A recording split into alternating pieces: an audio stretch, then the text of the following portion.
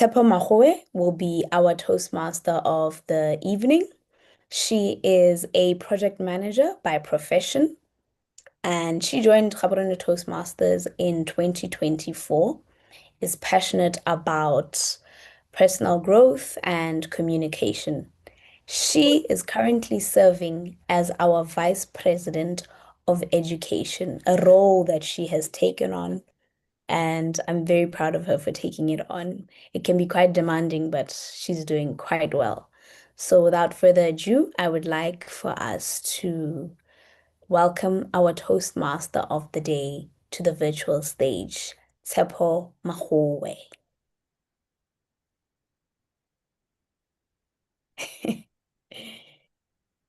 Thank you, Madam President. Good evening, Gaborone Toastmasters, visiting Toastmasters, and welcome guests. Welcome to our virtual meeting room. Brené Brown once wrote, "Leadership is not about titles, status, and wielding power. A leader is anyone who takes responsibility for recognizing the potential in people and in ideas, and has the courage to develop that potential."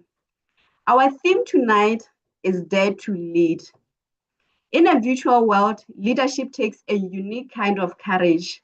It takes the dare to turn your video on, to unmute when it counts, and to project your energy through a tiny camera lens. With that, ladies and gentlemen, as we start our meeting, let me take this time to welcome our next speaker, who is Kagello Mogotsi, who will be doing our toast for tonight. Kagello, please come through.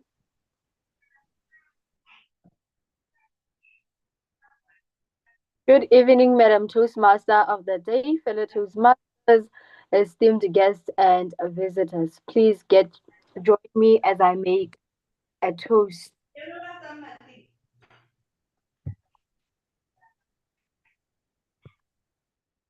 May the speeches tonight challenge us to re-introspect what leadership truly means. May they encourage us to dare to lead with humility, courage, and purpose. Cheers. Cheers. Thank you, Kagelelo, for that toast. Ladies and gentlemen, we continue with the program.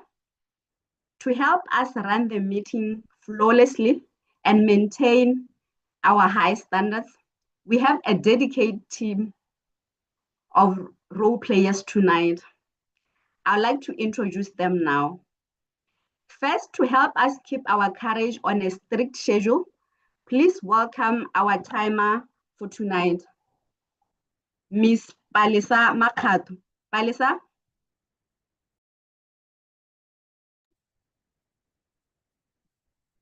I come back.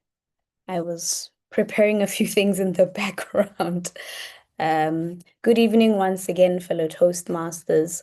My role this evening is that of the timer. And I have cue cards that I will show on the screen, that I will display on the screen. Let me just try and pull them up so they are visible. Okay. Okay. For the speeches that are 5 to 7 minutes long, at 6 minutes, I will show the yellow card, which is this one. At 6 minutes 30, I will show the green card. And at 7, I will show the red card. I don't believe we have any icebreakers, so I will not be speaking to the icebreakers. And then we have a longer speech, which is 10 to 12 minutes, which is by Leah Musunga. At 10 minutes, I will show the yellow card. At 11 minutes, I will show the green card, and at 12 minutes, I will show the red card for the longer speech. Yeah, I believe those are the only speeches. No, the final one is that of the evaluations. The evaluations are 2 to 3 minutes. At 2 minutes, I will show the yellow card, 2 minutes 30, the green. No, the other way around. Right. Yes. Leah, please just correct me. It's the other way around, right? It's green and then amber and then red. Yes, correct. That's the order. Great, great. My apologies. Yes, at 2 minutes, I will show green card. And at 2 minutes 30, I will show yellow or amber. And at 3 minutes, I will show the red card. For the table topics, which are 1 to 2 minutes, at 1 minute, I will show the green card. At 1 minute 30, the yellow or amber. And at 2 minutes, I will show the red card.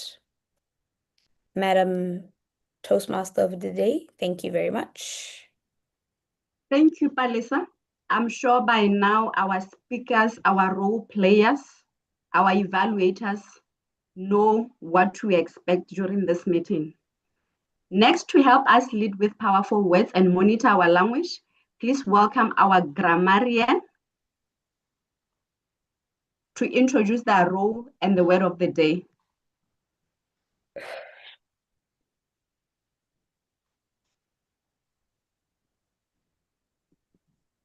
Good evening, Madam Toastmaster, fellow Toastmasters, and guests. As a grammarian, it is my responsibility to pay close attention to all speakers, listening carefully to their language usage. I'll take note of the misuses of English language, as well as the outstanding words, codes, sayings, or thoughts. As a grammarian, it is also my duty to introduce the word of the day. For today's meeting, the word is resonant. Resonant, which means having a powerful and lasting impact, communicating in a way that deeply connects with, inspires, and stays with your audience.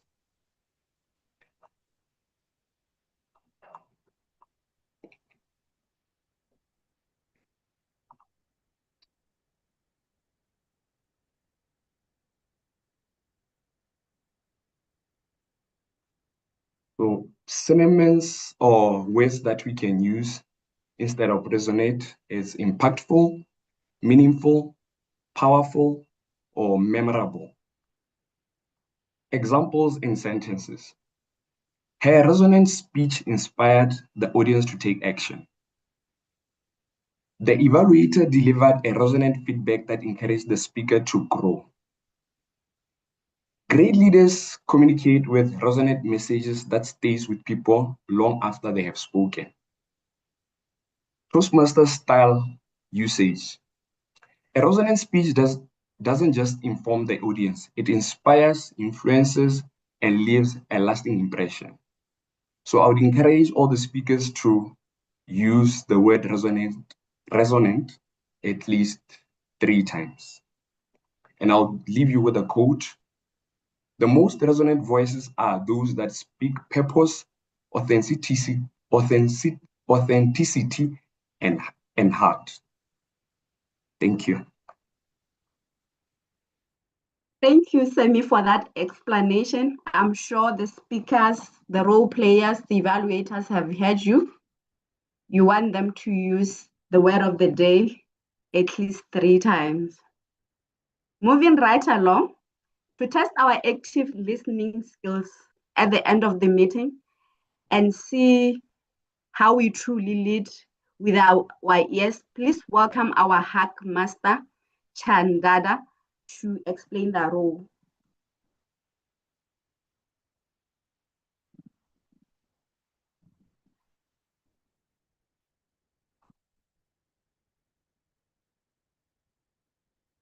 Chanda, you are muted. Please unmute. Thank you, Madam Toastmaster of the day. Good evening, fellow Toastmasters and guests. My role this evening as a Hub Master is to encourage effective listening. So basically, what I will be doing, I will be paying close attention to what everybody is saying and taking down questions. At the end of our meeting, I'll be asking a couple of questions in the form of a short quiz, just to see if we are indeed listening. Thank you very much. Back to you, Madam Toastmaster. Thank you, Chen. Next up on the role players list is our counter, Thulaganyo Tshwenyagae, who will be helping us to check our delivery with regards to use of filler words and any other distractions that may disturb in the delivery of our messages. Thulaganyo, please come through. Good evening, Madam Toastmaster of the day, fellow Toastmasters, and our honored guests. My name is Thulaganyo Tshwenyagae, as mentioned, and it is my pleasure to serve as the R&M counter for this evening. So my role is basically to listen carefully to any filler words and sounds such as like, or any unnecessary repetitions that may distract from a speaker's message. So throughout the meeting and all the presentations, I'll be taking a record and taking track of these sounds, and I'll present my report after when the general evaluator asks me to. Thank you.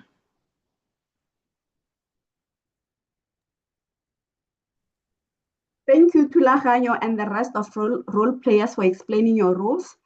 We now know what is expected of us.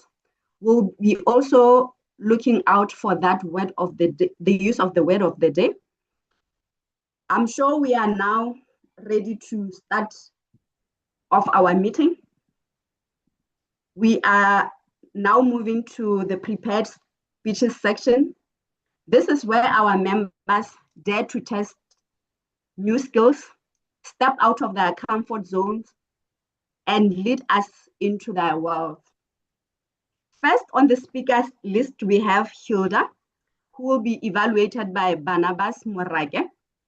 At this point, I'll call upon Barnabas to come explain the objectives of Hilda Nozwane's speech objectives.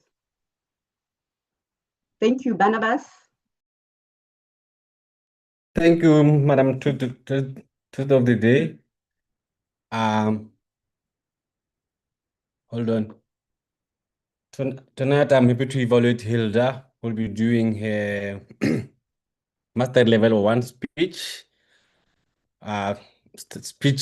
Writing a speech with a purpose. And her title is Pension Nuggets. Welcome, Hilda.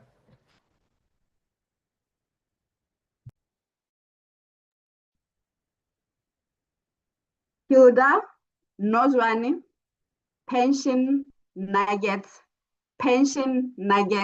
Hilda Nozwane. Good evening, Madam Toastmaster, fellow Toastmasters, and guests.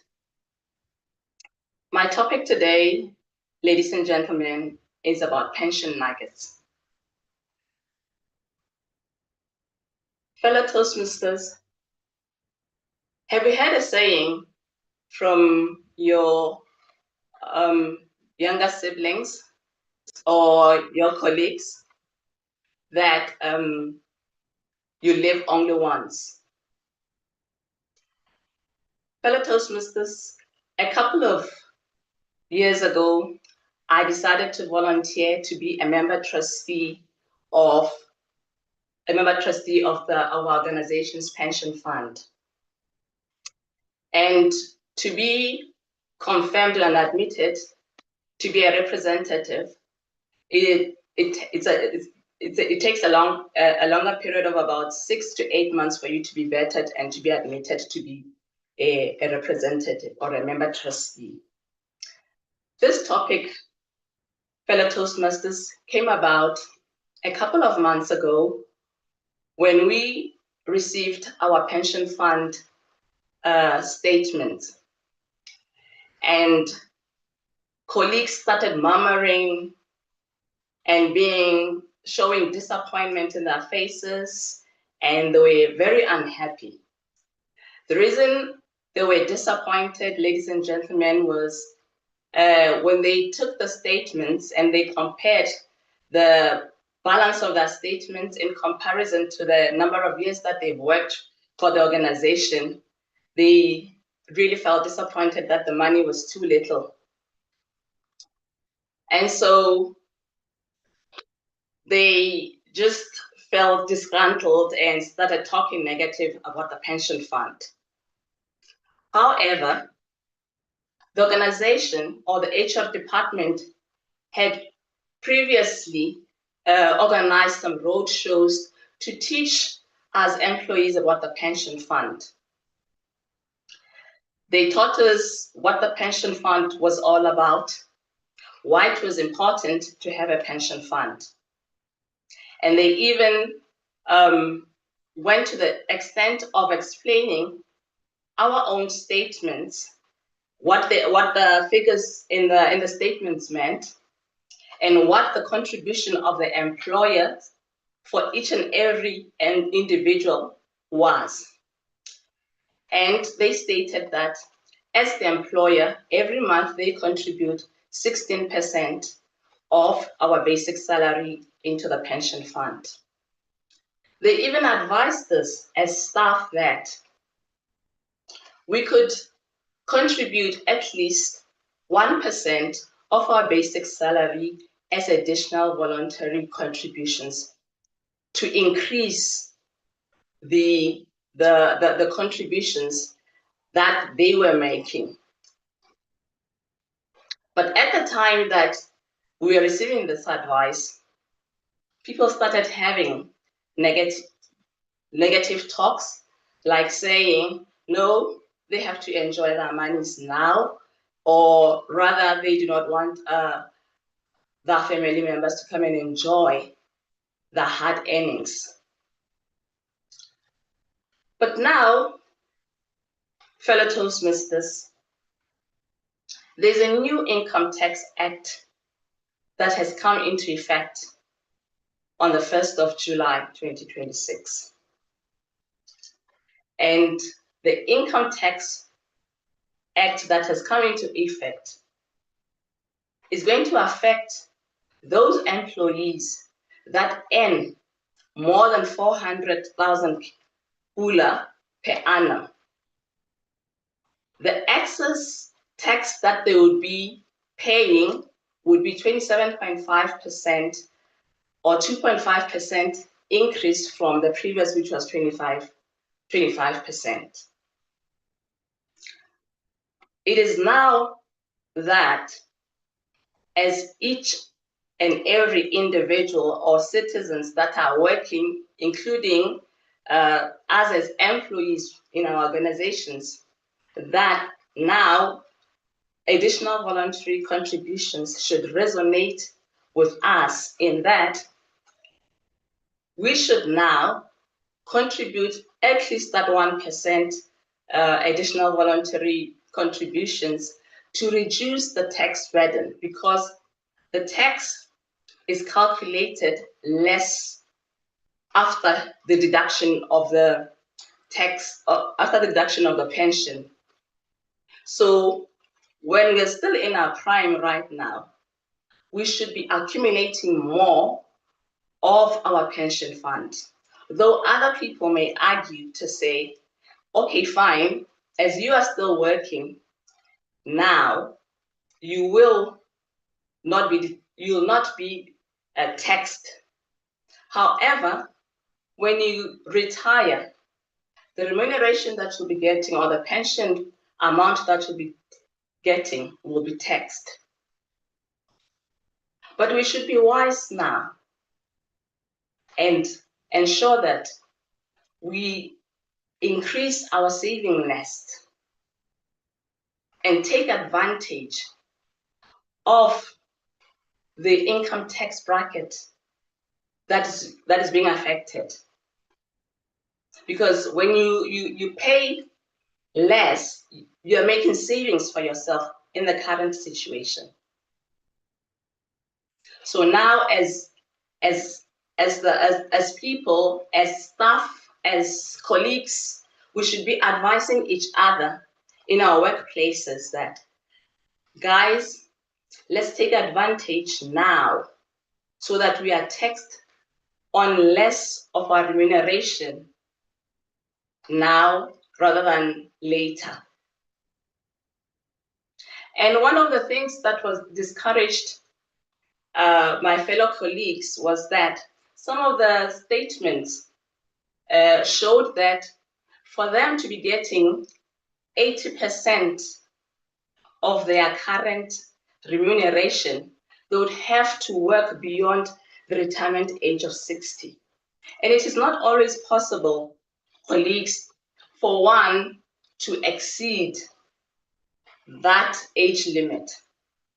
And therefore, fellow Toastmasters, my advice to you is to ensure that we do additional voluntary contributions. Thank you, fellow Toastmasters.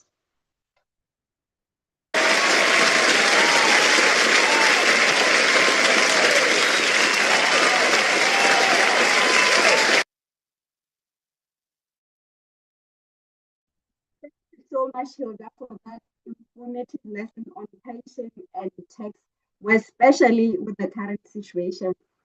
I wish we had more time so that you can share more insights, more especially on that topic. We now move to our second speaker, who is Gofaone Moshoke. Gofaone will be evaluated by Mpho Ramaselwane.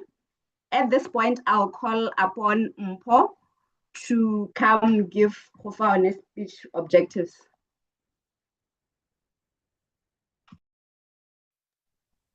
Mpho? Thank you very much, Toastmaster of the Day. Good evening, fellow Toastmasters and distinguished guests. And good evening to you. Let me check. And a very evening to you.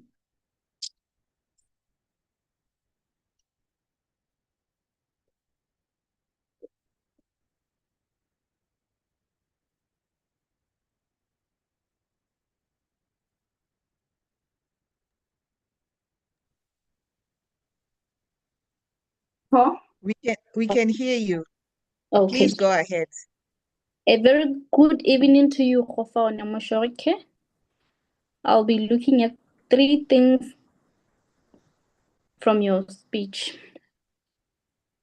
The purpose of your speech is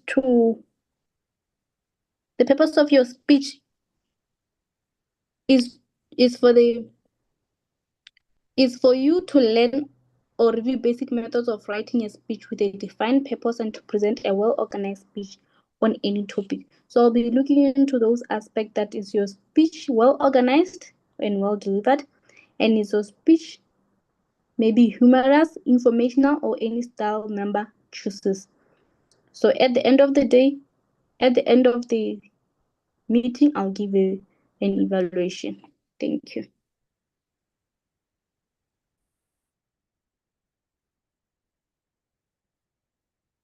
Evening, Madam Toastmaster, fellow Toastmasters, and honored guests. Today, my topic will be the secret of getting started. The secret of getting ahead is getting started. Have you ever wanted to do something so badly, but actually you never started? Perhaps you may wanted to start a business, go back to school, or even join Toastmasters. But then there is a voice inside your head that said, what if I fail? What if I'm not good enough? What if the timing isn't right? But if I told you the perfect moment doesn't exist. So today, ladies and gentlemen, Mark Twain wisely said, the secret of getting ahead is getting started. Tonight, my purpose is simply to encourage each one of us. Tonight, my purpose is simply to encourage each and every one of us. Hey, sorry. Hey. Today, my purpose is simply to encourage each one of us to stop waiting and to start taking first step towards our goals. Many of us believe that successful people are fearless. We imagine that they just woke up one day full of confidence and simply succeeded. But the truth is different. Every successful person was once a beginner. Every aspect was sensed. Every confident speaker was once nervous. So the difference is that they started. Fear has many ways of convincing us that we must know everything before we begin. It tells us we are not ready. It tells us that someone else is better. But fear has never built a career. Fear has never earned a qualification. Fear has never changed life.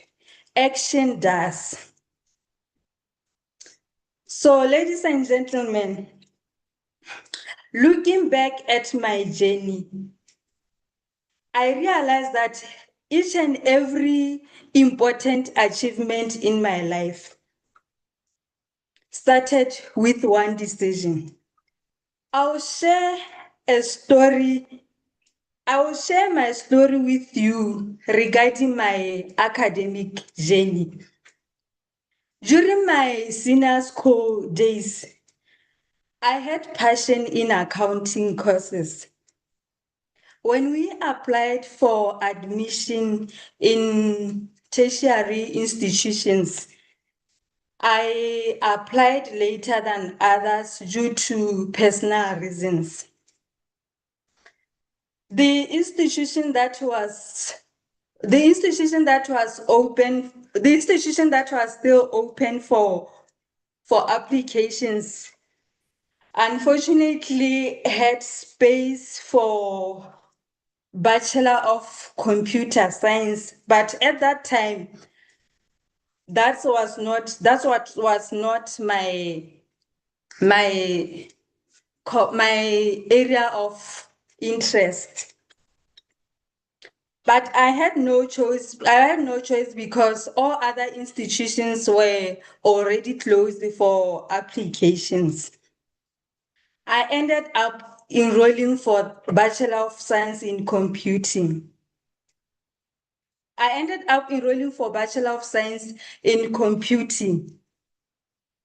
But that was not my area of interest.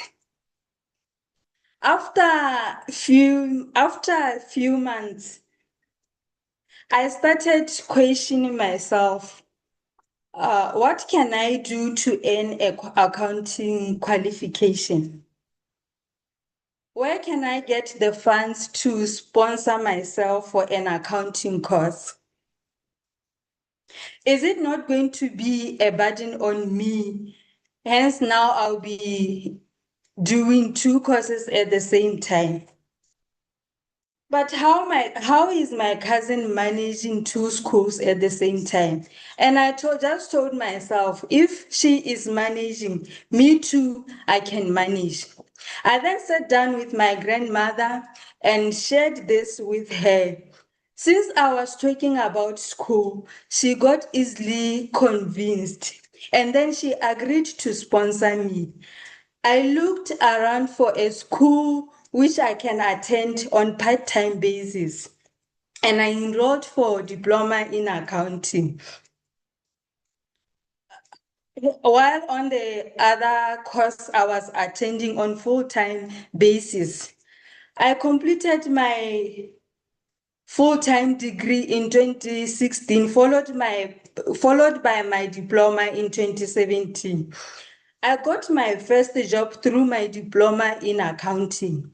And then I applied for Bachelor of Accountancy, which I was sponsoring for myself because by then I was working. And I told my grandmother that now I will take over. So today, ladies and gentlemen, I am proudly to tell you that I'll be graduating for my second degree in October, and the journey still continues. At first, I had fear of how am I going to handle the 2 schools at the same time. But I took one step at a time, and those few steps led me to graduation. So great, I want to tell you this evening that great achievements are built through small beginnings. Thank you.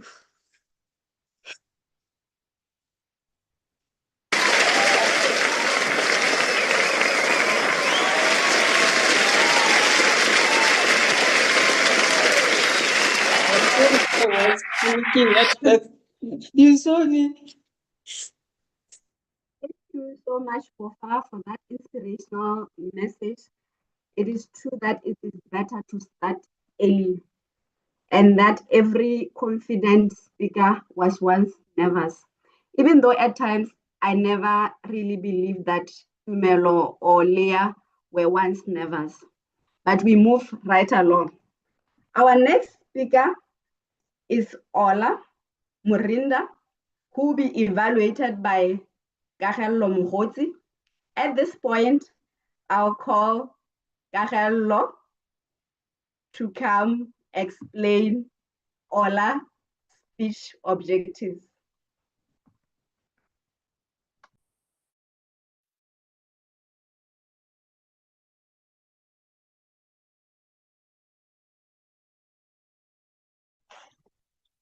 Kagalelo doesn't appear on the call.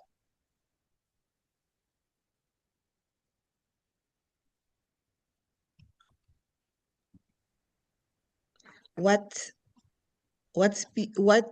project is Ola doing? Is it the second speech? He's doing evaluation and feedback first speech.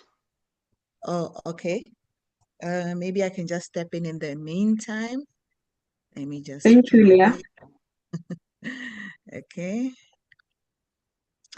Good evening, fellow Toastmasters, and obviously to you, Ola. In terms of the speech objectives of Ola's speech, what I'll be looking out for, he'll be presenting a speech this evening on any topic, and he'll be giving feedback. And next week or in the next meeting, we're going to see whether he applies that particular feedback to his speech. So this is part 1 of 2 of this particular speech. Thank you, and back to you, Madam Toastmaster of the day.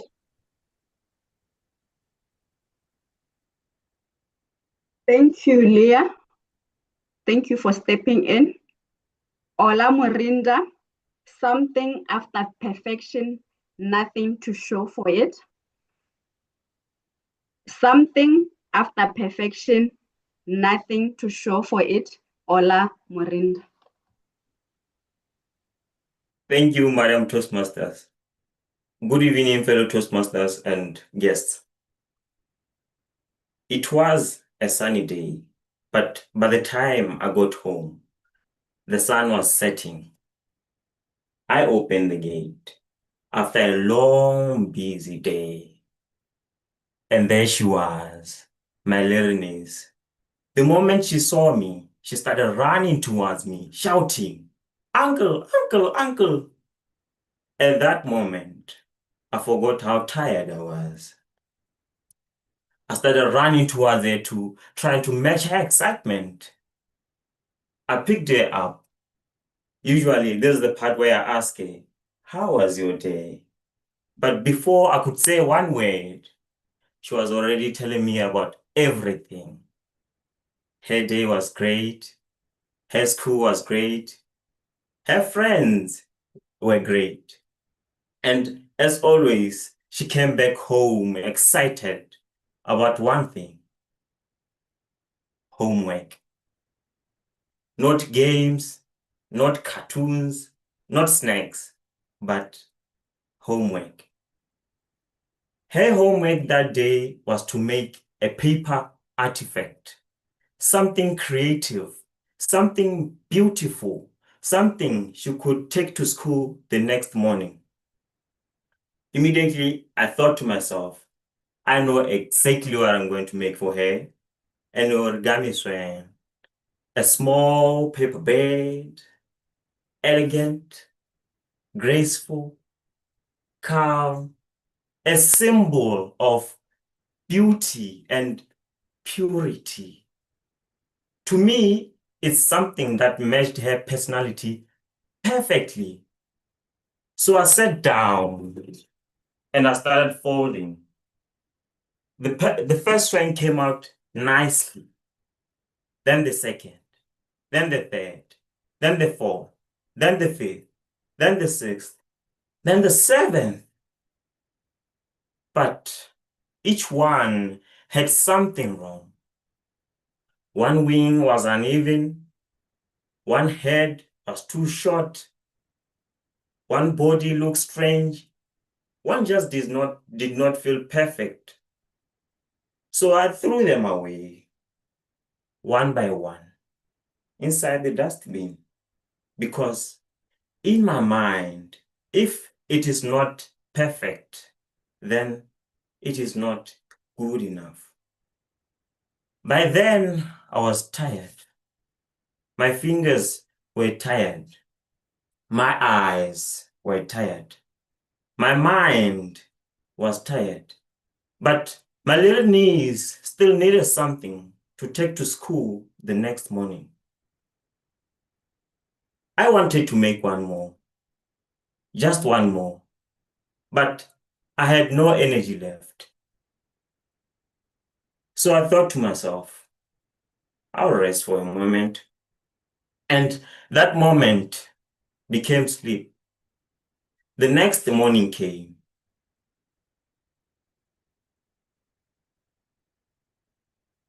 And my little niece went to school with nothing.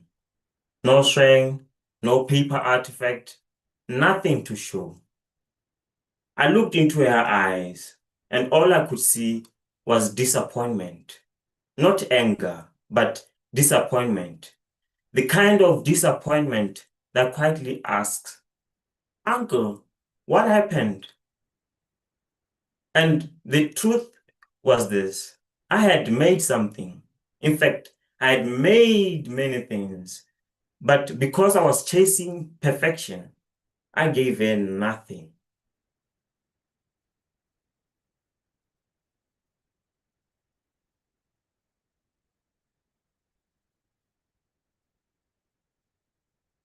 I looked into the dustbin.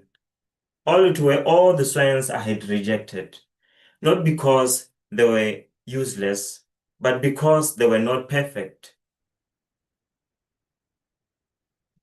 So I remind myself today that sometimes perfection does not produce excellence. Sometimes perfection produces pressure. Sometimes perfection produces delay. Sometimes perfection produces nothing. The imperfect strain inside the dustbin would have meant more to her than the perfect strain that never existed. And it also is not just true for paper strains, it's also true for leadership. Many people want to lead, but they wait until they are perfect. Perfect confidence, perfect knowledge, perfect timing, perfect certainty. Yet, the people who make the greatest impact or the greatest difference are those who dare to act before they feel ready. Leaders are not remembered by how they were perfect. Leaders are remembered because their actions were resonant. Their courage resonated with others. Their example inspired others to move forward. So today I remind myself, do not throw away progress just because it is not perfect.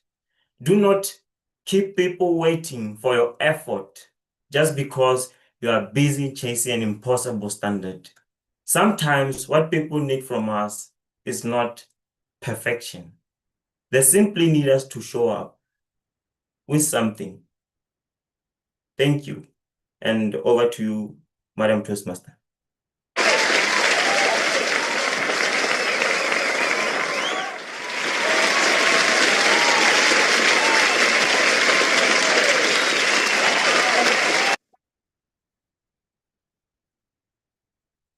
Next up on our speaker list is Tumelo Mapalala, who will be evaluated by Palesa Makato. Palesa, please come through to give us Tumelo's speech objectives.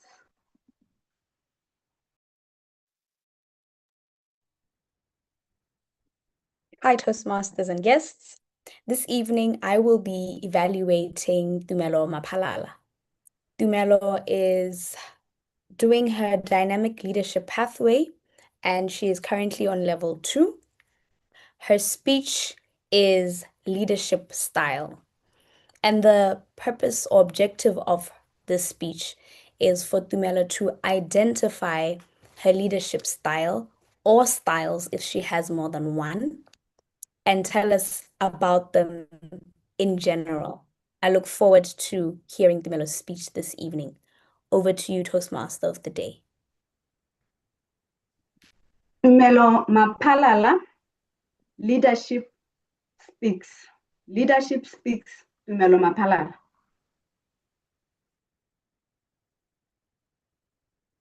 A few months ago, I told a fellow Gaborone Toastmasters club member that I absolutely hate level 2 of any pathway. Leadership style, communication style, mentorship. Don't get me wrong, they're important. But I've never done well with self-introspective exercises. Good evening, Gaborone Toastmasters, visiting Toastmasters, and esteemed guests. Perhaps a third time is the charm. Yes, this is my third pathway. I took the quiz once again, and I got the same results. My leadership style is basically summarized by 3 leadership styles. These are the coaching style, the altruistic style, and the democratic style. And indeed, these are true to who I am. The coaching style shows that I am a leader who likes to transfer skills and build teams. And being from a technical environment, that sounds about accurate. The altruistic style, on the other hand, means that I'm a leader who is empathetic, actively listens, and tries to empower the team. Last but not least, as a democratic leader, my leadership style is that I like to share decision making by trying to reach an overall consensus. On my third attempt, I got the same quiz results. If I sounded like such a positive leader, how come I was having such a horrible time at work? And this time around, for the first time ever in my Toastmasters journey, I did not do my level 2 projects in chronological order. I danced around this leadership style because I wasn't ready to really face the challenges I was dealt with. For context, I am a team leader at work. I head up 2 laboratories in a chain of laboratories in a pharmaceutical manufacturing company, one which specializes in livestock vaccines. If you live in Botswana, you probably know which one that is. And of late, with the current economic status of Botswana, especially where the beef industry is concerned, the pressure has been mounting. I've been feeling like I am not connecting with my team. And honestly, it's no surprise, especially since we had a new addition to the team, which meant that we needed to rebuild our camaraderie. But with what time? Everyone was in so much crisis and in chaos that the company even declared an SOE, a state of emergency. During this time, it felt like there was no time to coach people, to be empathetic to their feelings, and to even share decision making. Everything needed to happen fast. It is when I started to feel like my coaching, altruistic, and democratic leadership style was probably not effective. So I set them aside. During this time, I wondered what to do, what to do. Do I change my leadership style? I thought about it. I thought of at least communicating to my team that since times had changed, our systems were not working and we needed a new approach. I attempted to talk to them. I said something, but it didn't quite make sense. At some point, I resolved to being mute. I kept quiet. Everyone could do whatever they chose to do. I mean, we were in crisis after all. But that's when the actual crisis began. That's where my greatest lesson in leadership came from. Or perhaps even an enlightenment into the modus operandi of Toastmasters International. A lot of us come here hoping to learn public speaking, but we stumble upon our leadership potential. That's because leadership and communication go hand in hand. Leadership speaks. Resonant leaders speak or they communicate.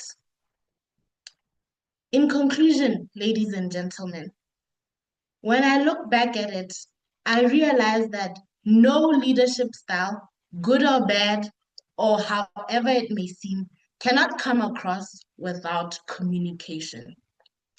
Simon Sinek once wrote, "Leadership is a way of thinking, a way of acting, and a way of communicating." And if that doesn't summarize what leadership is, I don't think I know what else could. With that, ladies and gentlemen, I'd like to urge you to leave room for self-introspection on this leadership journey, because you never know what you may find. But most of all, continue to practice your communication as it ultimately leads to breakthroughs in your leadership style. I thank you.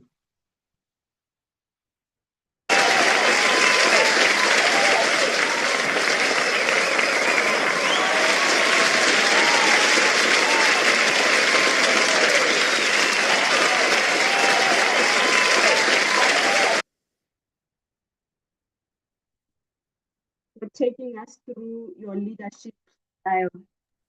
Next up on the speakers list is Chandada Nkwalume, who will be evaluated by Leah Musunga.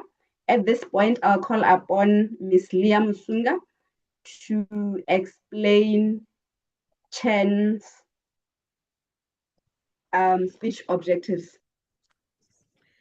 Good evening once again. And good evening to you, Chandada. So she's giving a speech from the project Manage Change. And the purpose of the project is for the member to practice developing a change management.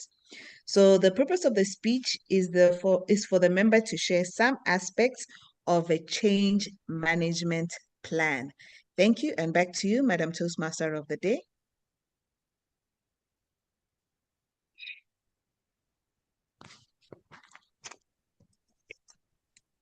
Thank you, Leah. Chandada Nkwalume, leading through change. Leading through change, Chandada Nkwalume. Good evening, Toastmaster of the Day, fellow Toastmasters, and honored guests. When I first heard the phrase dare to lead, it hit me. I realized that leadership is not just about having a title. It is having the courage to take that step when change feels very uncomfortable. Today, I want to share my personal journey. How I sat down and came up with a change management plan for my personal life. Like many people, I was very uncomfortable with using artificial intelligence. But I sat and thought, why am I so hesitant? It's because I thought of what many people were thinking then. Is my job in danger? Will I be jobless? How can I go about it? I was hesitant. I wondered if I'd be too complacent not to jump ship, or if I would become dependent on technology and become lazy. Everything I do, I just depend on AI. But my job taught me that we need to be moving with the times. So that is when I sat down and I created my plan. Firstly, I accepted that change was necessary. AI has become part of our lives. I mean, we can all admit, you can't shy away from it. So learning would be the best way to survive. Otherwise, you just die. Secondly, I committed to learning little by little every single day. I would jump onto an app and see how it can help do my daily tasks.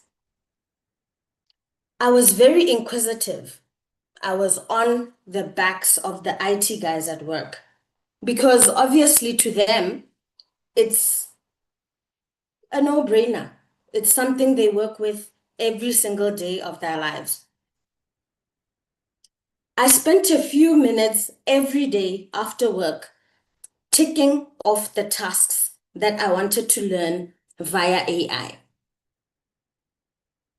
Thirdly, I asked for help. That is a very important thing. Most of us, we tend to shy away in our little corners and not ask for help. Sometimes because we have the mentality of, what would my colleagues say? Oh, they would think I'm weak. Ugh, why? So, after asking questions, I then started to understand it more. Now, my way of thinking had changed. It hit me. AI was not an enemy. It was actually my best friend. Fourthly, I celebrated the little milestones, the small wins. Whether I wrote that speech within 4 hours instead of 12, it happens sometimes, when you just put it at the back and say you'll come back to it. But I noticed that my turnaround time improved drastically because I would write, get a few pointers from AI, beef it up, and I'd be good to go. in half the time that I would usually take. My routines started shortening, which means now when the routines shorten, I've got more time to spend on other tasks, to be proactive, to spend time with my family at home instead of working after hours. We all have those days where you just take your work home because there's so much to do and you can barely leave it for the next day. So when I saw that happening, I was very relieved that I decided to make the change. Finally, I made continuous learning an everyday thing. I started becoming confident in what I do. I started being a teacher to others. And that voice of reason, that voice of encouragement to say it's not too late to start now. Whatever job you're doing, there'll always be an AI-enabled tool or app that can make your work even better. When it comes to reports, super. It gives you all the pointers you would need. I remember I did a report and the CEO was very impressed. I mean, who wouldn't be? Those pointers were spot on. I had the biggest smile on my face because I knew that I had struck a gem. But here's the catch. Don't make it a habit to use AI with everything. You still need that human touch. You still need to use your authentic voice. As leaders, we may not always know what lies ahead, but we can choose courage over comfort. When we lead ourselves through change, we inspire others to do the same. So my challenge to you is be that voice of reason for somebody else. Take that leap. Give them that confidence. Thank you.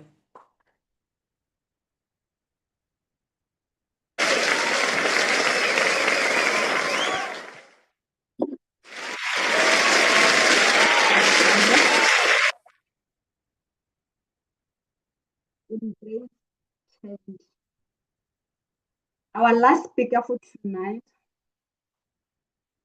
is Ms. Leah Musunga.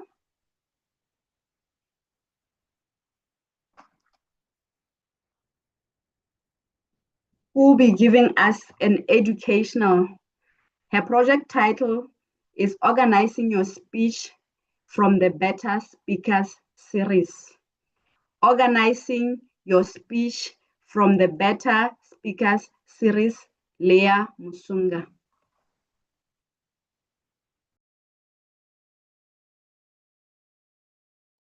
Thank you so much for that, Madam Toastmaster of the Day.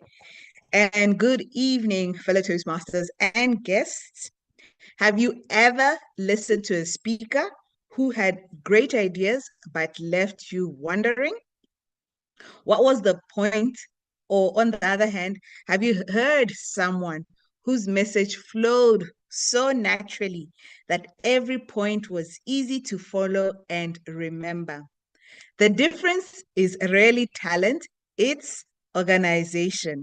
So today, we're going to explore how organizing your speech can make your presentation more engaging, memorable, and persuasive. I'm hoping that by the end of the next 10 minutes, you have practical tools to structure any speech with confidence.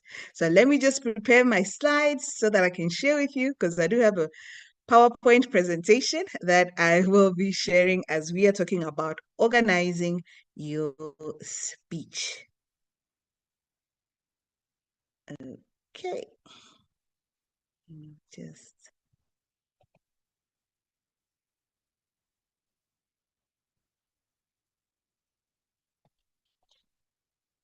I think it should now be visible to everybody. There we go. So why organizing your speech matters? A well-organized speech helps your audience follow your thinking. Instead of trying to figure out where you are going, they can focus on your message.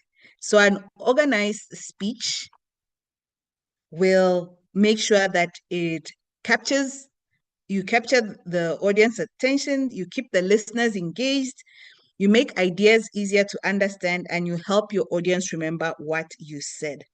So I want you to think of your speech like a journey. If you don't know the route, your audience will get lost. So what is the basic formula in terms of organizing your speech? Number one, tell them what you are going to tell them. The second is tell them. Then the third is tell them what you have told them. So looking at this, you might be thinking, tell them what you're going to tell them. So it's just a basic, simple formula just to help you to remember. And the same way, the audience needs a roadmap when you're delivering your message. You help to reinforce the key points of your message when you are ending it. So basically, these three items that I've shared with you, if you look at them closely, it's basically the introduction, the body, and tell them what you're going to tell is basically the conclusion. So let's just look at them a little bit in detail. So when you're talking about the introduction, tell them what you're going to tell them. So with your introduction, you want to capture the attention of your audience. This is where you introduce your topic. You explain why it matters, and you preview your main points. So this is what you'll be looking at when you are introducing. So you'd spend normally, they would say like 1 to 2 minutes introducing your topic or in terms of what you would be speaking on. Then you move on to your body. So this is where you present your main idea, which you support with stories, facts, examples, or quotations.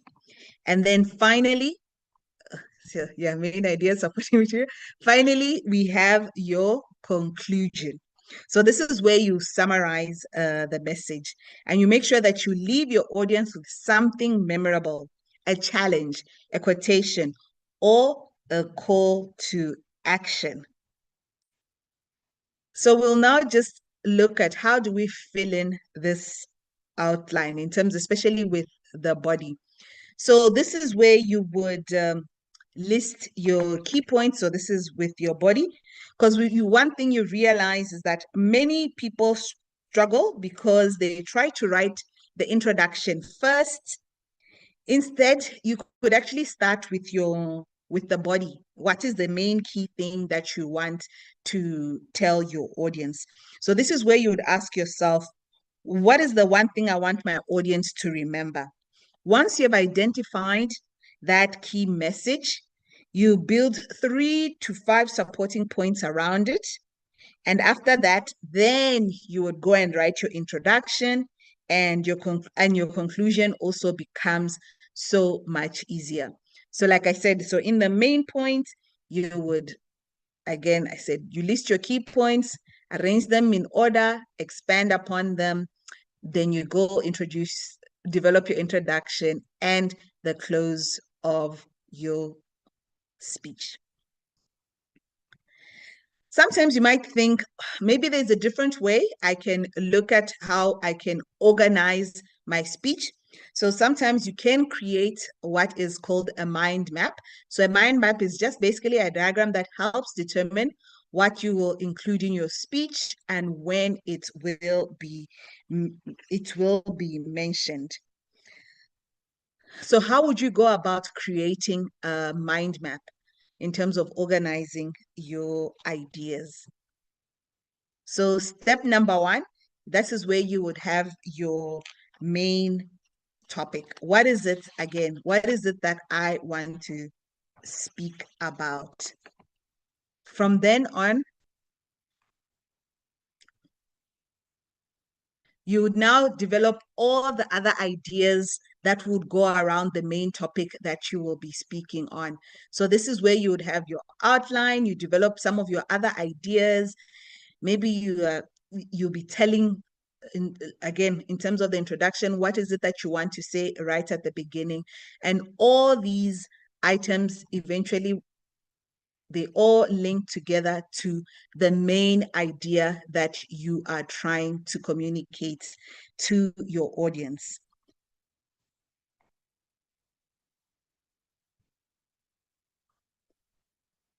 The second thing you would work on when you're trying to use a mind map is that's when you would then look at your outline.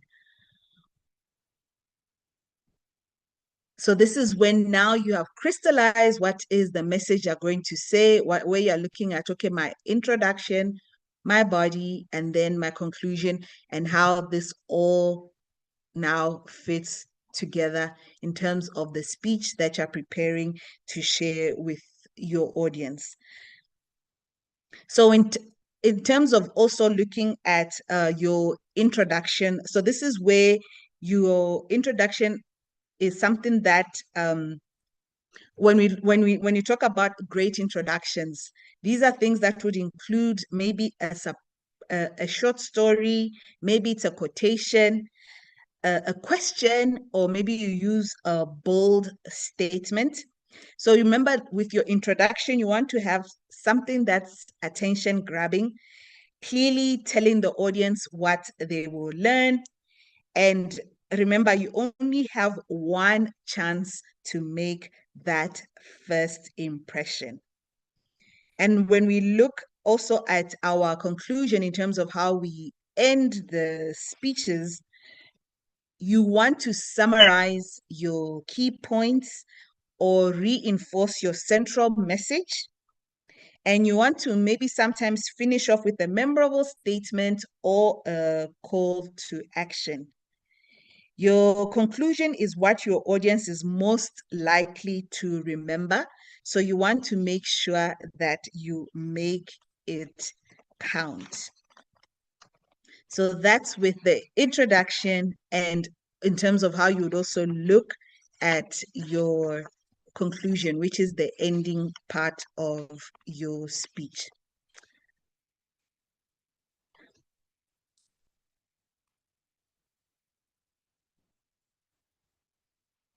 So in terms of just the ending part of when you're thinking about maybe trying to use a mind map when creating your speech, it's just a great way of maybe sometimes organizing your thoughts, because sometimes people find it difficult using a formal outline when creating that speech. So some of the things that you can use when you're outlining your speech, you can write it, you can record it down on materials.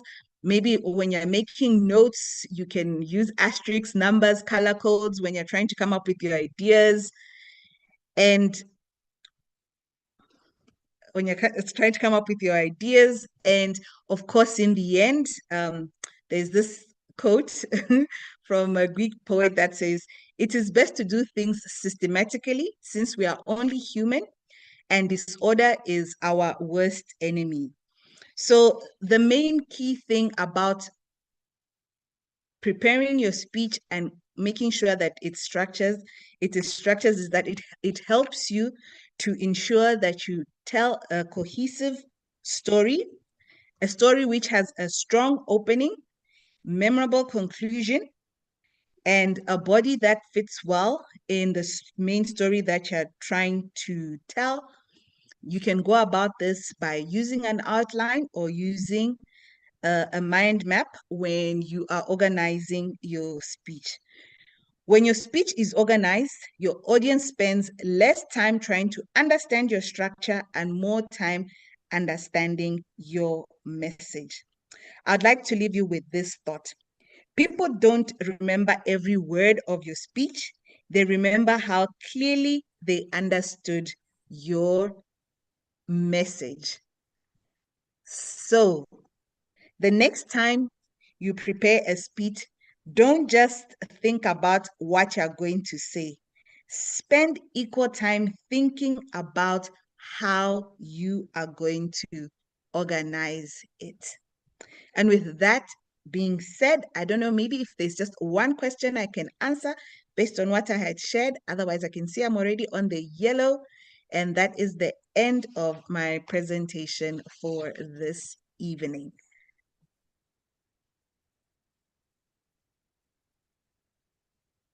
No question? All right, great. Thank you. Back to you, Madam Toastmaster of the day.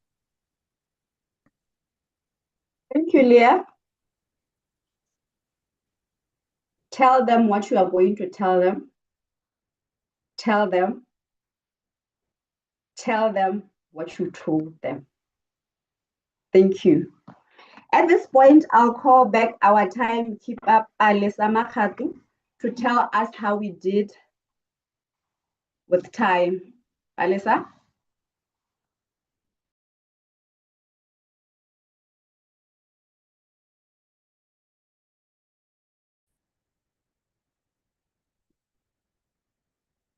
Good evening once again. Right, I will be giving the timers report. In terms of time management, I will start with our first speaker, Hilda. Hilda spoke for 7 minutes and 9 seconds, which is slightly over time by just 9 seconds. Hofaone, who was the second speaker, spoke for 7 minutes and 28 seconds. Our third speaker was Ola, who spoke for 6 minutes and 41 seconds. That was within time. And our fourth speaker, Tumelo, spoke for 6 minutes, 1 second. Our fifth speaker, Chandada, spoke for 6 minutes and 47 seconds, well within time. And our final speaker, Leah, spoke for 11 minutes, 43 seconds, well within time as well. Thank you, Madam Toastmaster of the Day.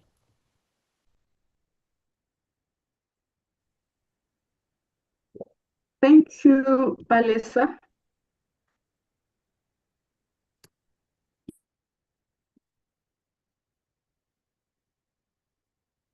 Zoom Master, may you please launch the poll for the best effort speaker?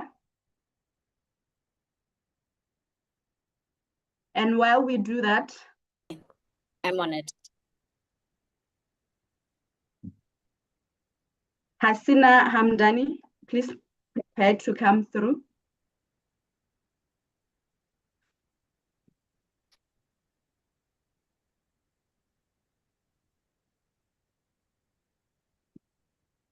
Good evening, Toastmaster of the Day, fellow Toastmasters, and wonderful guest.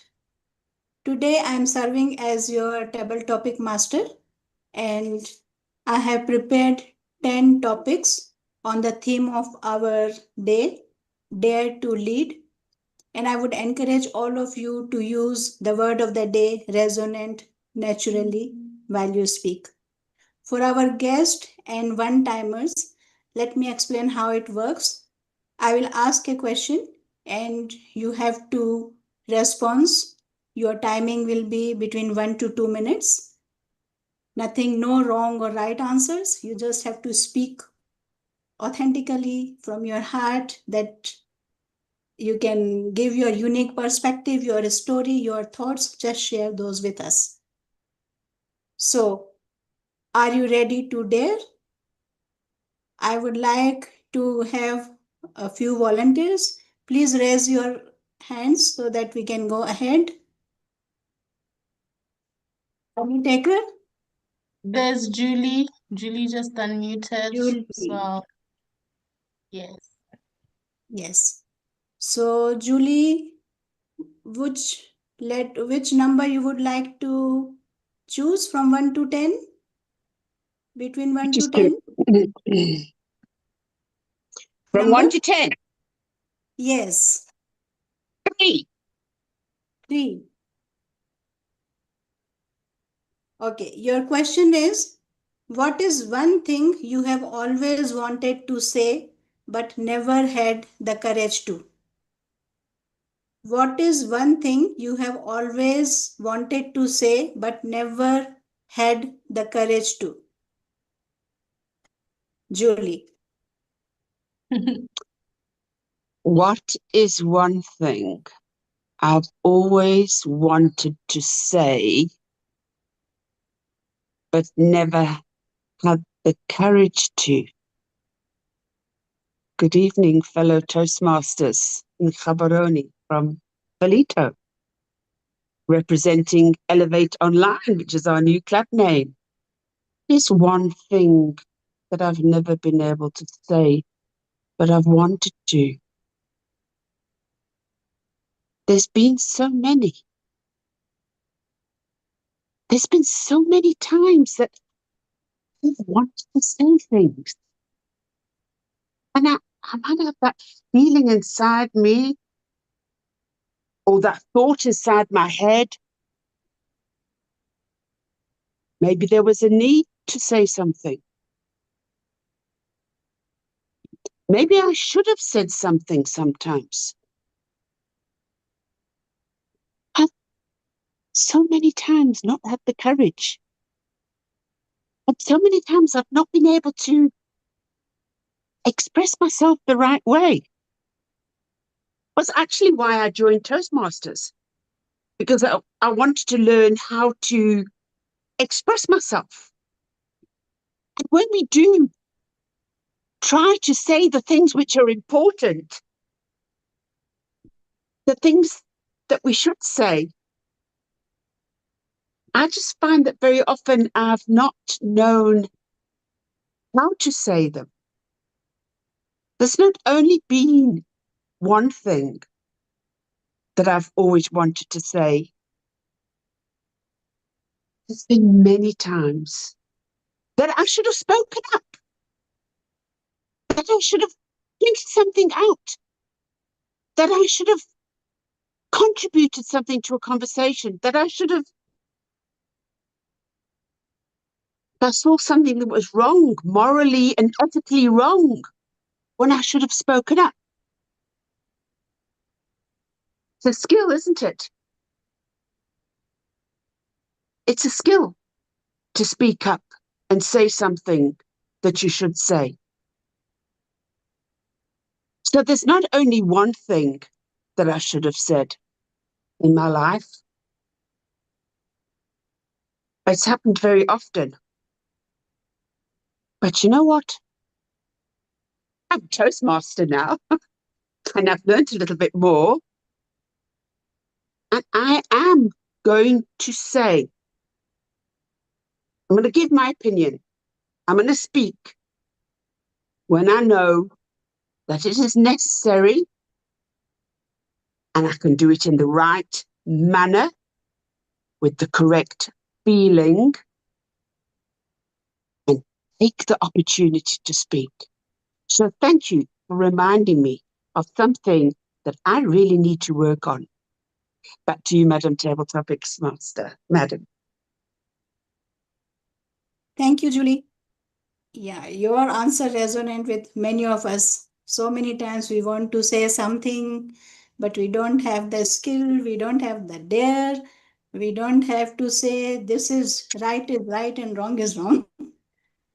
We just says, yes, yes, boss. Okay, thank you. And Toastmaster really helped us a lot. All of us, we can agree on this. Now coming on to the second volunteer. Who is come? Who We have a is hand from Ola. Ola Morinda. Yes. Please choose from between 1 to 10, except number 3. Number 3 is gone. Number of completion, 7. 7, number of completion. Okay. Yeah. Okay. What is one small act of leadership you have taken recently? Your question is, what is one small act of leadership you have taken recently? Ola. Thank you, Madam Table Topics. We often think that leadership involves taking greater decision or decisions or acts that are visible to a naked eye. But leadership starts the moment you leave your home. During the preparation of you going out of your home, that's where leadership starts. Just by saying good morning to somebody, that's part of leadership. Those are parts of the things that makes a leader. The empathic signs that we show to other people, those are leadership. Those are the small things that before you can actually step into a ladder where now you are visible to many. Those are the first small leadership steps that you need to take. Thank you, and over to you. Thank you, Ola. You are right. Leadership is not just title. It is not just for someone, and it is not just for some special occasion. It starts with a small act, starting from good morning or stepping out of the home. Thank you. Now, the time for the third one. 5. Malaki, are you volunteering? Yes. Okay. Malaki, choose your number. 1, 2, 4, 5, 6, 8, 9, 10. 5. Number 5. Okay. Your question is, when did you last speak up for someone who could not speak for themselves? Your question is, when did you last speak up for someone who could not speak for themselves?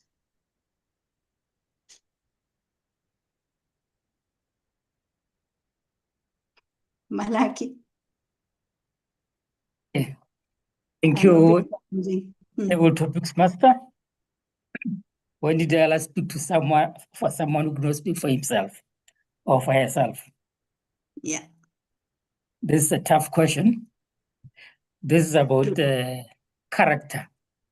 Yes. And, as individuals, we need to be able to stand up and speak for what we believe in.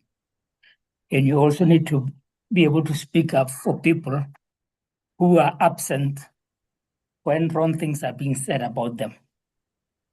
And it's not only once that I've done that. I believe that wherever I am, I need to be able to speak up for the rights of others.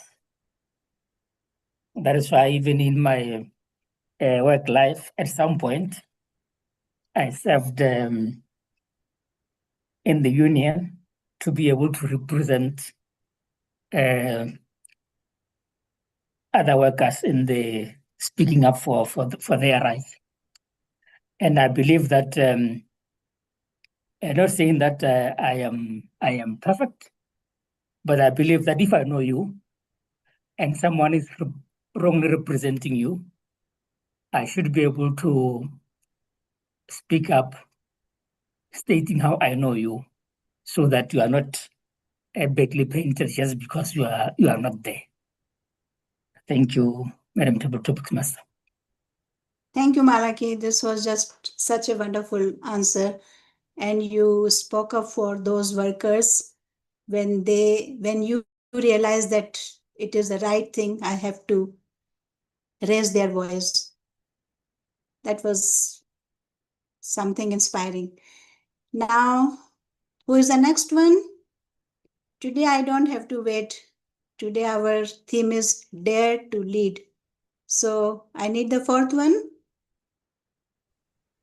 Miss Table Topic Master, may I kindly request that you keep the questions at 5?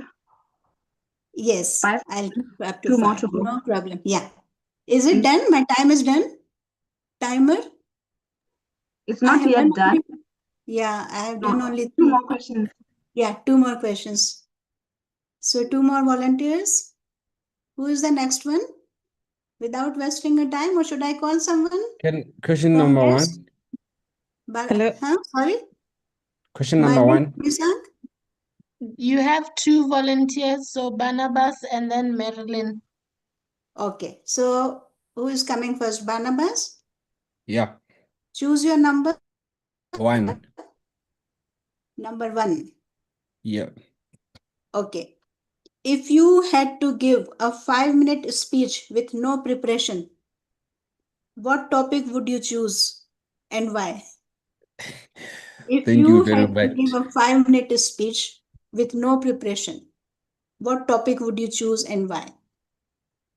Obviously, it would be about Arsenal. For the past 20 years or more, I've breathed, I've lived, I've followed each and every move that team did. I can even tell you the years this and the number of players they bought, at what cost, what cup we lost, what kind of goal we scored. I can even tell you the losses that the team made over the years or the profit. So if you see me, you could call me a walking library for Arsenal Football Club. In fact, I've bought each and every item that you could think of for Arsenal. So that speech I could make even if you wake me at night. It's something that each and everyone who knows me very well, they can vouch for my faithfulness in that team. And for the record, it's a team that I'll never depart from.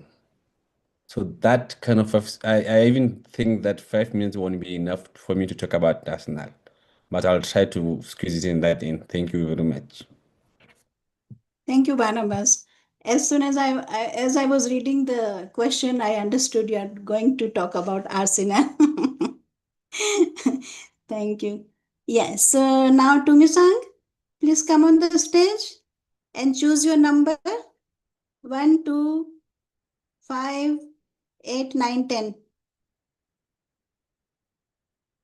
Hi, good evening. I'll go with 8. Okay. So your question is, okay, what is one message from today's meeting that is resonating with you? What is one message from today's meeting, our speeches, today's speeches, that is resonating with you? Thank you, Table Toastmaster. I would go with actually the last gentleman that Barnabas that just went out. Arsenal may be a football team, but the level of loyalty and faithfulness that he expressed, that if he was given 5 minutes, what speech would he give and why? And he expressed that for such a long time, he has been a supporter through the highs and the lows. That is the message that I got. Faithfulness, loyalty. And it teaches something when we look at the team as well. That they didn't give up. They persevered. Perseverance, willpower.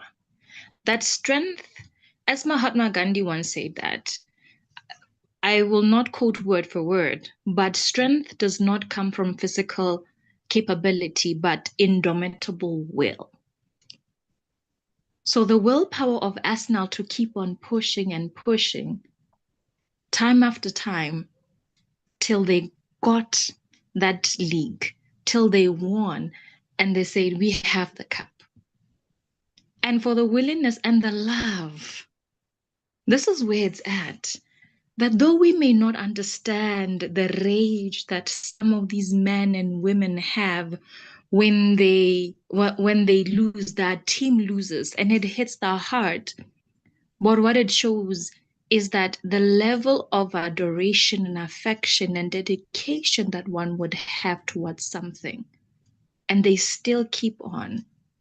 It shows to some people that though you may not have certain interest, maybe if you might come to love something, this might be a picture, or you may come and understand as you see another human being and you also understand and you're open to the idea of loving something and being dedicated to it and being loyal to it.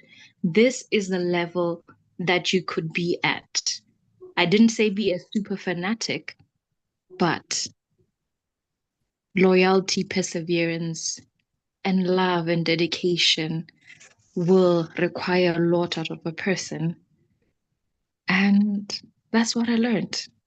That's what stood out for me in the speeches that were said today. Thank you, Table Toastmaster. Thank you to Ms. Sang. Yes, truly, the loyalty and perseverance with highs and lows, that's one person, it shows your own integrity.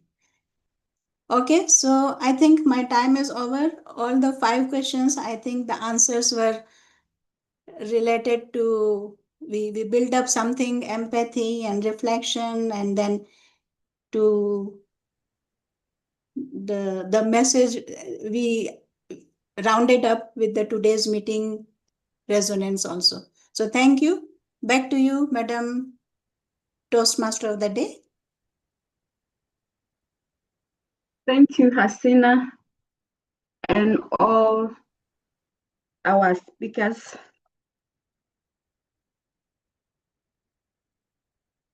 We can now move to the Hackmaster session. Chandada. Thank you, Madam Toastmaster of the Day. Our section will be brief. Everyone is expected to unmute their mic just so that when I ask questions, you can just say your answer. So, how many months did Hilda say it takes to get vetted? 8 months. 6 months. 8 months. Okay, both of you are correct. She said 6 to 8 months. Secondly, when Ola opened the gate, who did he meet? Niece. That is correct. Niece. How many pathways has Yellow completed? How many pathways did she say she's done? She's on her third. Three. She's completed 2. She's on her third. She's completed 2. Is on her third. 3 is the answer. Lastly, which team was Barnabas talking about? Arsenal. United. Correct. Thank you so much, guys. Back to you, Madam Toastmaster of the Day. Thank you so much.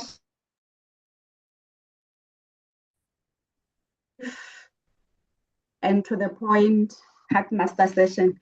At this point, I'll hand over to the general evaluator, Umelo Mapalala, to take us through the better listening evaluation session. Thank you. Thank you so much, Madam Toastmaster of the evening. It is my pleasure to lead the evaluation segment of the night. Tonight we had 5 speakers who will be evaluated, that is with the exception of Leah's educational. Without further ado, I'd like to invite Barnabas Marake, who will deliver his evaluation of Hilda Nozani's speech. Please remember that this evaluation is 2 to 3 minutes. Barnabas, please make your way to the virtual stage.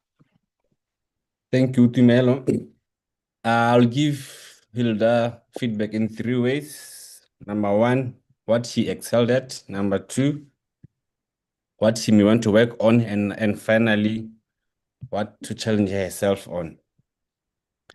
In terms of what she excelled, and she did a great introduction. She gave us a background and a context. She was also able to use her hand gestures very well. I noticed that she was able to demonstrate the number of years with her hands. She was also to demonstrate an increase when she spoke about the text increase. Her speech was also catchy. She used catchy phrases like YOLO, who could make the speech interesting to the audience. She also managed to end with a call to action. So the speech was very well purposed in terms of the introduction, the body, and the conclusion. Now, in terms of what she can work on, she could use the stage presence. I realized that she was just still at one place. If she could move in around, or next time create a space where she could be able to move around, just to emphasize her points as she was going along with her speech. There's a point also she spoke of figures. I was hoping I would see her hands demonstrating the figure that she was referring to, so we could be able to also to relate to the speech. Also, if you could also just infuse some facial expressions, especially when she's make some of those emotional or to show the state of emotion of what she's talking about, then looking up most of the time.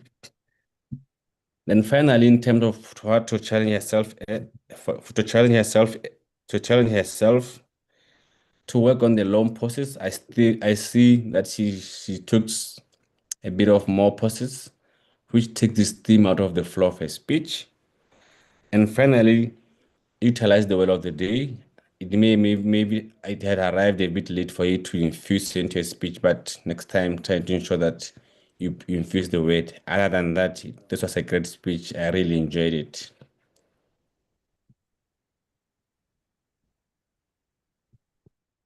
Thank you so much, Barnabas. Up next, I'd like to invite Toastmaster Mpora Masalwane, who was evaluating Khofa Onemushoke's speech. Mpho, please make your way to the virtual stage. Thank you very much, Ms. General Evaluator. I have the pleasure to evaluate Khofa Onemushoke. Khofa, I'll give you your speech. I'll give you your feedback in 3 parts. What you excelled at, what you may want to improve on, and what to challenge yourself on. The purpose of your speech was to deliver a speech with a purpose. You did well by giving a speech that you encouraged us. We encouraged every one of us. You excelled. You shared your achievement and inspired you shared your achievement and inspired the audience with the message that great achievements are built through small beginnings. That's a very strong, powerful takeaway. You also you told us a story. You told us a storytelling. Here in Toastmasters, we love storytelling a lot. You shared your journey of balancing 2 schools, which made your speech relatable and authentic. Well done on that. Also, your structure of your speech, it had an introduction, body, and conclusion. Well done on giving a well-structured speech. What you may want to work on, you may work on, you used a phrase like, I am proudly to tell you. Instead, you could have used, I am proud to tell you that. That's small adjustments, you can fix it. In your speech, you said, sorry. It's good sometimes to forget your speech on the way. However, when you forget your speech, use some pauses to calm yourself and then you can continue. What you need to challenge yourself on is to include pauses and also to use your stage to control your stage and move a little bit. Overall, this was a very heartfelt and inspiring speech that clearly met the objective of your speech with a strong opening and more. And for you to challenge yourself, you need to include more pauses when you need to, so that you don't show the audience that you have forgotten your speech. Well done in delivering that very powerful and inspiring speech. Khofaone. We look forward to your next speech. Thank you very much. Thank you so much, Toastmaster Mpara Masalwane. Next, I'd like to invite Kagalelo Mkhotsi, who is evaluating Ola Murinda. I may have gotten that wrong. Who's student for That's Kagalelo? correct. Okay. Yes. No, I'm available. Great. Thank you very much, Madam General Evaluator. Greetings once again. I had an absolute pleasure to listen and evaluate Ola Marinda's speech, which had a resonant truth, not to throw away process because it's not perfect. I'll give my evaluation in 3 parts: what he excelled at, recommendations, and one thing for him to challenge himself with. In my evaluation, I was looking at 3 elements, which was the first element is speech purpose. Did he have a clearly defined objective that was meaningful to him and us, the audience? And I feel like he indeed met this objective. It was an inspiring message with a lot of gems that were thrown to us to go and process back home. I was looking at his speech organization. Did he follow Toastmasters' guide on writing a speech? And he did excel on that. I must also commend him on taking a pause. I did note that there was a time when he seemed to have forgotten his lines, and he did a very excellent job of gathering himself and trying to remember the next line without being thrown off the ball. So that was brilliant for you to do that, Ola Murinda.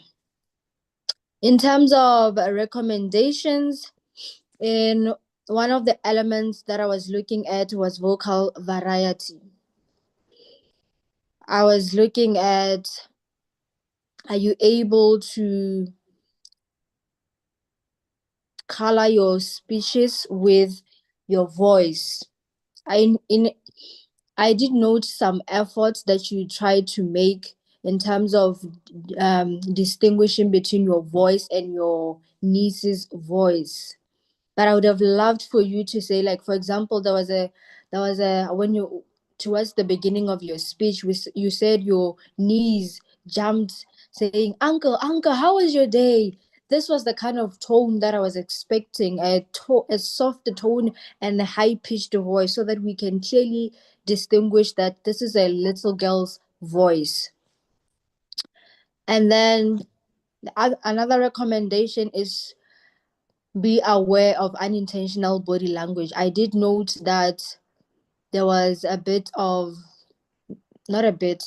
there were a lot frequent body movements. Of course, you did well to incorporate gestures, like you saying you picked up your knees, using your fingers to count the many times you folded the paper.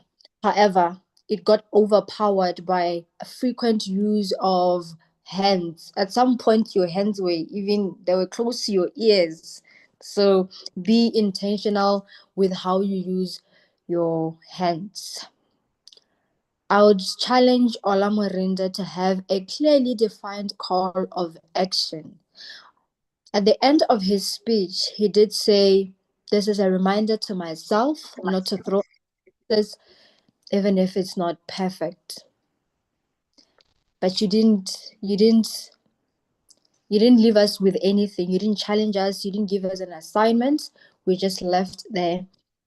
So all in all, that was a deep, inspiring message. You excelled at following the Toastmasters writing a speech guide. You excelled at pausing and gathering your thoughts. I would recommend you to be intentional with your body language and to use vocal variety. One thing to challenge yourself would be to have a clearly defined call of action. Thank you very much. Back to you, General Evaluator. Thank you so much, Toastmaster Kagalelo Mukhosi, for that evaluation. Up next, I'd like to invite Madam President Palesa Makata to deliver her evaluation of Tumelo Maphalala's speech.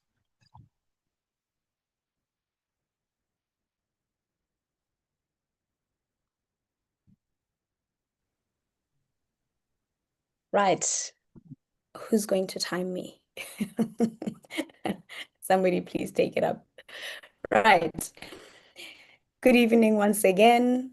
This evening, I have the distinct pleasure of evaluating Tumelo Maphalala with her speech leadership style.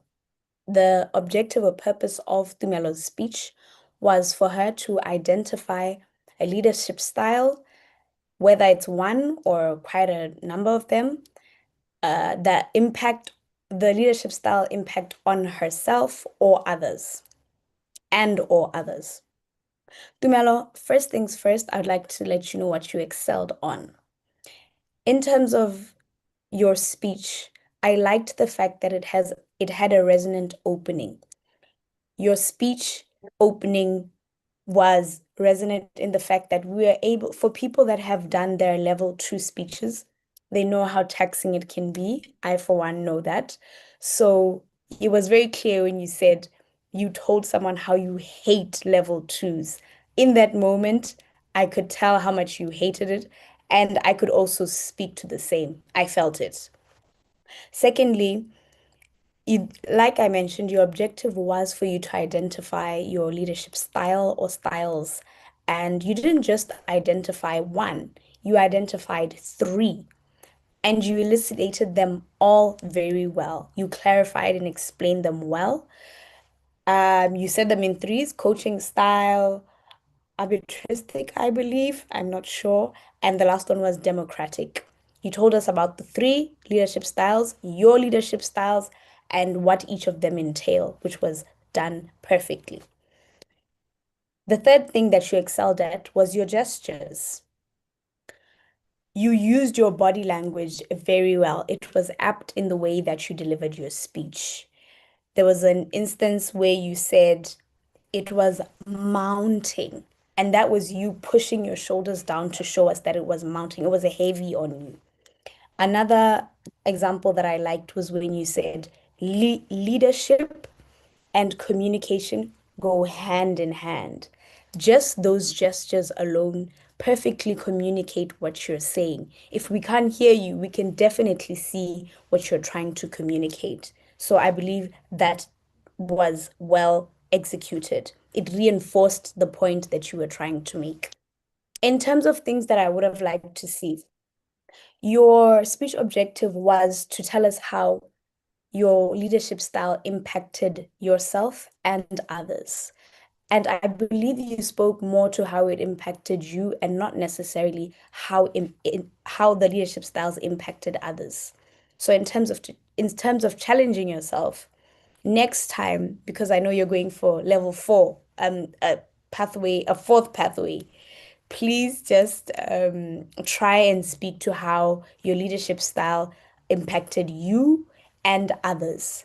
Otherwise, I believe your speech was well delivered and we know your leadership style. Thank you for that speech, and I look forward to hearing your next speech. Thank you. Back to you, GE. Thank you, Madam Timer, also evaluator. But at this juncture, I'd like to invite our last evaluator who is evaluating Chandada's speech. So Liam Musunga, please make your way to the virtual stage to deliver Chandada's evaluation. All right. And I think the poll was meant to be launched for the evaluation. So I think while I'm giving my evaluation, there should be a poll that will be launched for you to vote for best evaluator. So let me get into my evaluation for Chandada. Chandada, thank you so much for your thought-provoking and inspiring speech. From the moment you began, you spoke with confidence and clarity. Your message was easy to follow because you articulated your words well and maintained a steady pace. You appeared comfortable on stage, which helped your audience to feel at ease and engage with your speech this evening. From what you shared, because you're speaking about change management, and based on the objective, you have successfully achieved the objectives of your project because you did share your ideas well in terms of how you organized the steps that you took to change, and even the way you closed your speech this evening by giving us a call to action, be the voice of reason to help other people, was very powerful and memorable. It definitely gave us, the audience, something meaningful to reflect on, and also inspired us to consider the role we each play in influencing others. For your next speech, I would encourage you to add more vocal variety by bringing different characters and emotions to life, varying your pitch, pace, and volume and tone to match the different moments in the story you will already, in your story, will make your already strong delivery even more engaging and impactful. Overall, Chandada, this was a well-prepared and confidently delivered speech. You communicated your message effectively, connected with your audience, and left us with a meaningful challenge. Congratulations on a job well done, and I look forward to seeing how you continue to grow as a speaker. Thank you, and back to you, Madam General Evaluator. Thank you so much, Leah. As she said, there is a poll running, so please do vote whilst we continue with the session. Next, I'd like to invite our grammarian, Semi Malapela, to deliver his grammarian's report. Semi, please make your way to the virtual stage. Thank you, Madam Toastmaster of the Day. What a day, what a day, what a resonant evening it has been. As your grammarian, I was listening carefully, not just to what was said, but how it was said. Because in this room, words are our currency. Our word of the day was resonant. Resonant. I'm pleased to report it was used by 4 of our members tonight. Ola, Tumelo, Atina, and Kahelem. Well done. Some languages from the evening that deserve recognition. Hofaone reminded us that the secret of getting ahead is getting started. A perfect fit for tonight's theme. And Hofaone left us with a simple, powerful truth. Great achievements are built in small beginnings.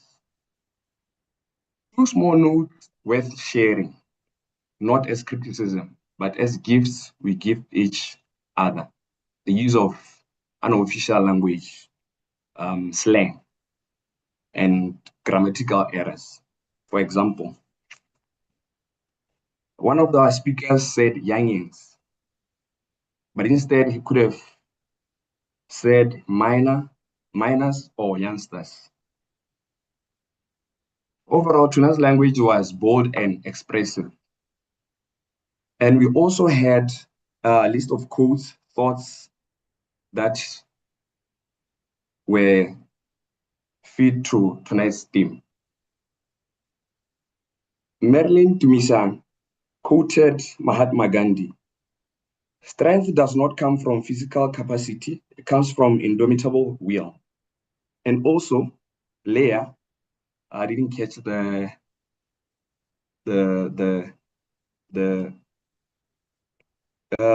quote says, it is best to do things systematically since we are only human, and disorder is our worst enemy. Thank you, Madam Toastmaster of the day. Over to you. Thank you so much, Sami, for that English police. Next, I'd like to invite our R&M counter, Thulaganyo Tshwenyagai, to deliver her report. You're muted, Thuli, sorry.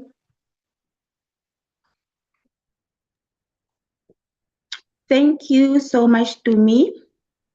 So my role as the R&M counter was to carefully listen to any filler words or sounds or any unnecessary repetitions from the speakers. And I'm happy to report that everyone did a commendable job of using less of those filler words and repeated words. So I'll start with our speakers and then I'll go to our evaluators and as well as the general evaluator. So with our speakers, most of our speakers did so well. I'll start off with Hilda. Hilda used only two arms, right? Only two. And then I'll move on to Hofaone. Hofaone used a few repeated words and also just two arms. I'll move on to Ola. Ola did not use any of the filler words or sounds. Same with Tumelo and Chandada. And I'll move on to our last speaker, which was Leah. Leah used 6 R's. She used 4 arms, as well as she used also a few repeated words. So moving on to the evaluators, I'll start with Barnabas. Barnabas did not have any filler words, but he had a few repeated words that he constantly repeated. Yes. And then second evaluator, we had Mpho. Mpho used only 2 arms and also a few repeated words. We had Kagelelo. Kagelelo did not use any filler words or sounds, as well as Palesa and Leah as an evaluator this time around. And Tumelo as a general evaluator, she did not use any of the filler words, sounds, or unnecessary repeated words. Same as Madam Toastmasters of the day, Metsepo Mahoe. I listened to her so attentively. She did not at any point use any arm, or any sounds, filler sounds. Yes. So all in all, everyone did a commendable job. Thank you to me. Thank you so much, Thulaganyo. With that, I'd like to ask that our timer time my general evaluation of the meeting, after which she'll deliver her report. It's always a pleasure to be at Gaborone Toastmasters Club. There are several things they do well. I won't get into the details of the admin, but I would like to commend them for running successful meetings, which start on time, generally go on time. Today, I'd like to, however, point out the presence or the delivery of an educational, which taught members how to write speeches, which is indeed important on this Toastmasters journey. As much as it's an educational program that teaches the basic structure, it's not often that we are taken or handheld through the speech writing process. So this was wonderful. I love that it was also streamed directly to the YouTube channel, which was done on time and in a timely manner. So keeping up the public relations. The table topic segment was indeed a great one, but I'd like to point out that we should encourage guests to participate in the table topics so that they too can get an idea of what we do here at Toastmasters. Of all those participants tonight, I think we didn't have a single guest. Marilyn is a Toastmaster she's a member of Empower Her, and the rest were in the home club. So next time, let us encourage guests to participate so they can get a feel of how it works here. And I'm hoping that a guest interaction will be done towards the end. But however, it's always a pleasure to see and witness meetings at Gaborone Toastmasters. But please do try and be inclusive so that the club can also grow by way of new members. Thank you. And that brings me to the end of my general evaluation. I'd like to ask that our timer, Palesama Kato, come and give the timekeeper's report.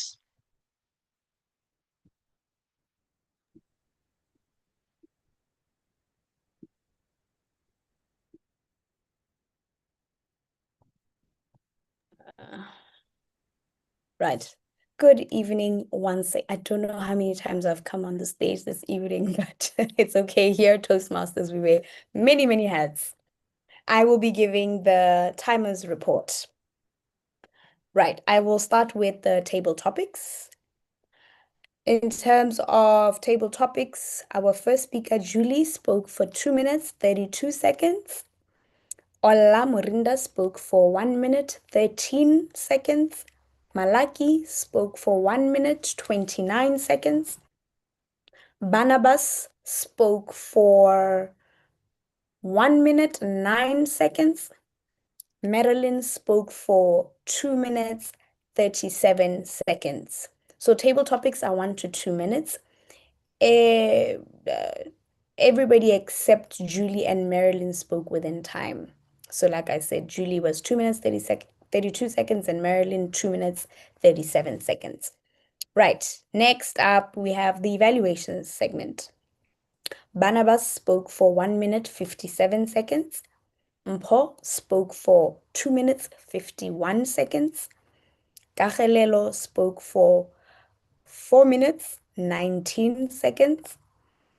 Palisa, me, I spoke for 3 minutes, 19 seconds. And Leah spoke for 1 minute, 58 seconds. For the role players' reports, the grammarian spoke for 1 minute, 28 seconds. An counter spoke for 2 minutes and 31 seconds. Our general evaluator spoke for 2 minutes. I'm not being timed, so I believe that's that on that. Madam GE, back to you. Thank you so much, Madam Timer. I'd like to just quickly add before I hand back while she prepares herself for closing. I'd like to just say I would like to encourage members of the club to take up more roles. If you aren't speaking, please do take up a role so that you can practice any other associated skill around Toastmasters, being both public speaking and active listening. With that, I'd like to invite onto the stage our president, club president, Palisa Makato, to deliver her awards and recognitions, announcements, and closing. Over to you, Madam President.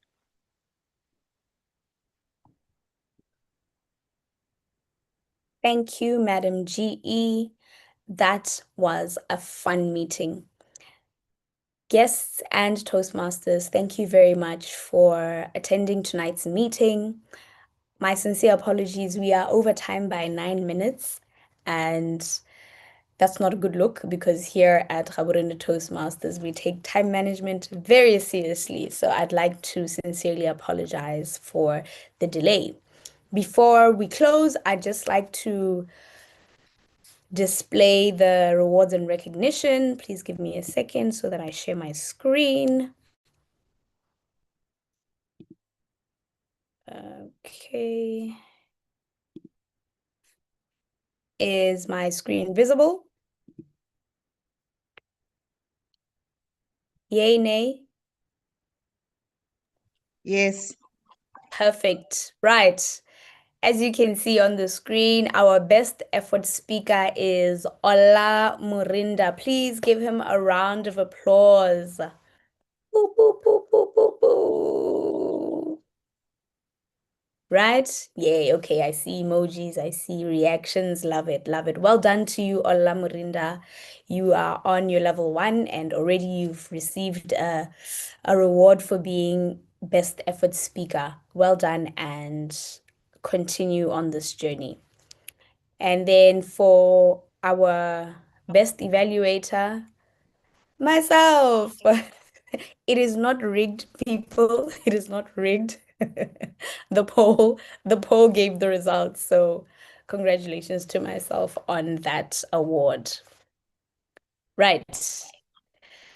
With that said, ladies and gentlemen, before we close, just a reminder to our members. Toastmasters International did announce an increase in membership dues as of the 3rd of August. So Toastmasters will be increasing the dues from $60 to $72. However, if you renew before then, you will save on $12, which means you'll pay the $60 instead of the 72.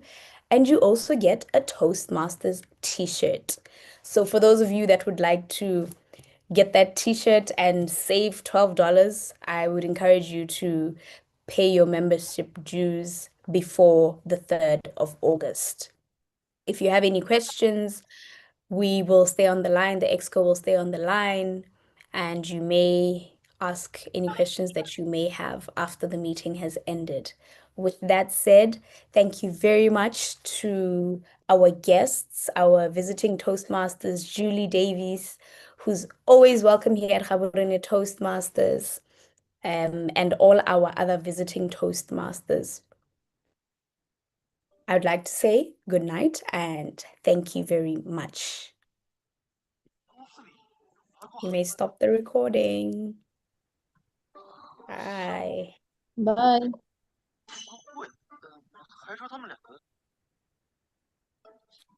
Thank you.